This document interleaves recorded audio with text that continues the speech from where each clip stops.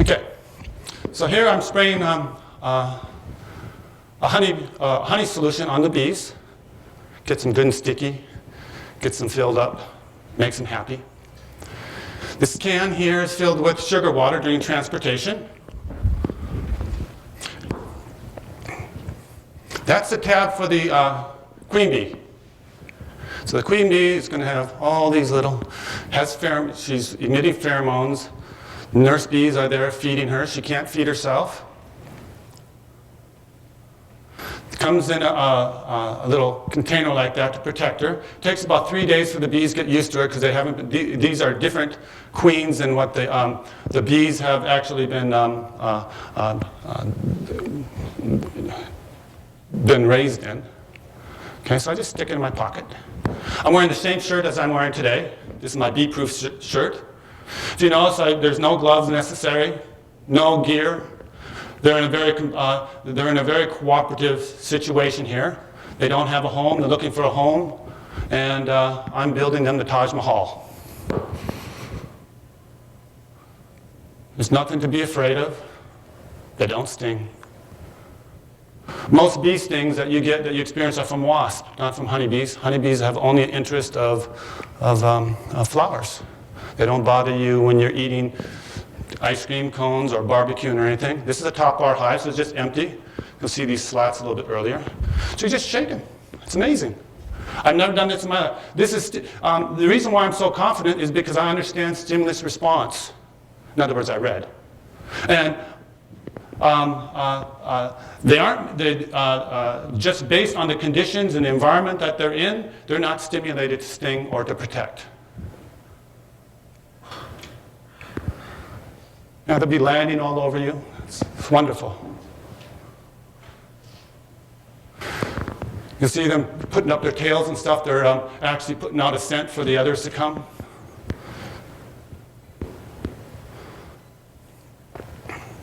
These are called top bars. Actually, this hive is upside down right now.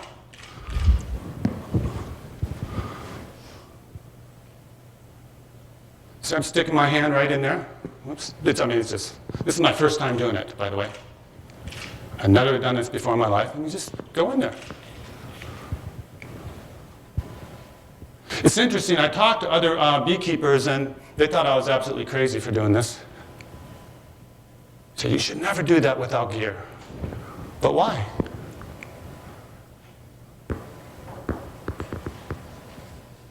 Bees and human beings have been around for as long as recorded history of mankind. And they've been working in a reciprocal relationship.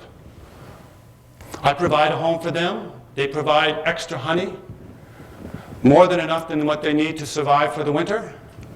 And so I get my little payback as well. I got 50 pounds this year out of 2 hives, which incidentally we'll be tasting in a little bit here. All my hives, I don't use any type of sprays, chemicals, or anything, which most beehive keepers use tons of for mites and all that kind of stuff. There's no need for this style that of beehive I have. The honey has never been any warmer than 98 degrees, which is the temperature they keep the hive constantly. These are my girls. These are my working girls. She's my favorite. All the workers are females, much like in our society. There's what my hive looks like. I have so many bees that they can't even stay in, there's not enough room inside them. So this particular hive probably has 80,000 bees. My bee-proof shirt. Okay, a few other pictures here. Okay, once again, that's the can. That's the feeder, the nuke, the queen bee. And please, right now, this is the time to start asking questions if you would like to start asking questions on anything that we've seen so far. And then we'll talk about the paper in a few minutes.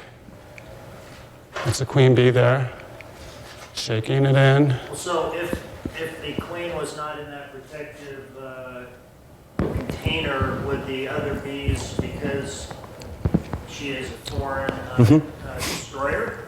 Well, the question is, what would happen if the bee was not in this? The queen bee was not in this container, and what would happen is, there's a couple of possibilities. Number one, the bees could get so excited that the queen gets what's called bald. And what that means is they just kind of get around and hover it, and then the temperature will rise to such a degree that the queen will die. Okay, so they are used to a different pheromone. So it takes about 3 days for them to get used to the bees, the new queen bee's pheromone. And so this is what's called a sugar plug. And this sugar plug, it will take about 3 days for the bees to eat through it. So they'll go in there and release her. In the meantime, the nurse bees will feed her through this screen. She cannot feed herself. And in that period of time that it takes to get her out, they'll be used to her scent. Okay. Thank you. There's some comb. This is the top bar. By the way, the bees work in a metric system. We're the only place in the world, I think, that still uses a non-metric system. This is a 24 millimeters across here, 12 millimeters here, for a total distance between is 36 millimeters. And what that will create a perfect bee space that you'll see. If you notice, there's a perfect circle all around here. This is all naturally built. And then across each way, and then what they do is they just kind of tag it with a little wax here, but it's totally open. It's amazing, amazing engineers. There's some newly formed. You see how white the comb is? This is one that's full. Imagine all that. I mean, it's so heavy that I have a difficult time lifting one of these things myself. Okay, that's how heavy it is.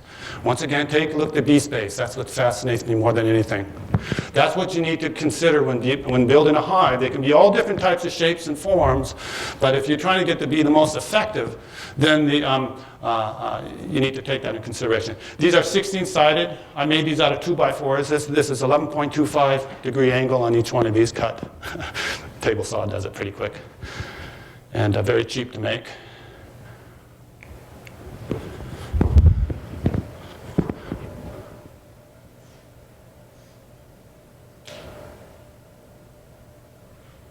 Here's one in which I didn't have a starter strip. A starter strip is on the top of the, in fact, this is pretty close to about the width of a top bar. And then what I would do is I would put a strip of wax, beeswax, right through here.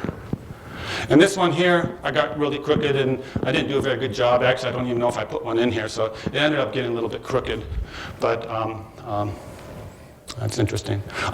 This is a much more friendly type of beehive because it's not square, it's circular. Circular, much like they'll find in nature when they, flying, in trees and so forth. And when they ball up in the wintertime. They start at the bottom of the hive, and they eat their way up. And they keep the hive fairly warm, okay? Like I said, it's almost, I think they keep it about 85 degrees, even in the wintertime. And the corners are extra space to heat up. Since they're circular, they're like in balls, this makes it more efficient so they don't have to heat up too much hive, and most effective design. It's also why I made out of 2x4s. A little extra insulation.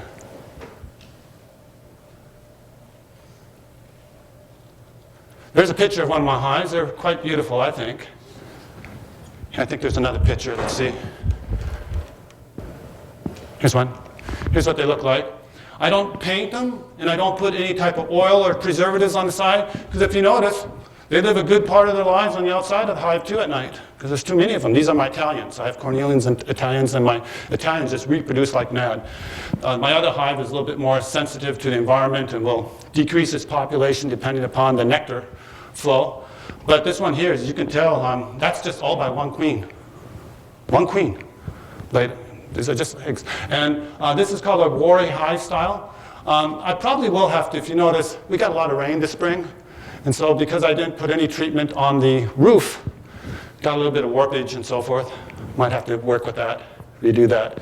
But the rest of it, I'm very pleased with it in that I'm glad I didn't do any type of painting with any type of anti-fungi or any type of linseed oil or anything like that, because it gives a nice environment for the bees to live. Okay.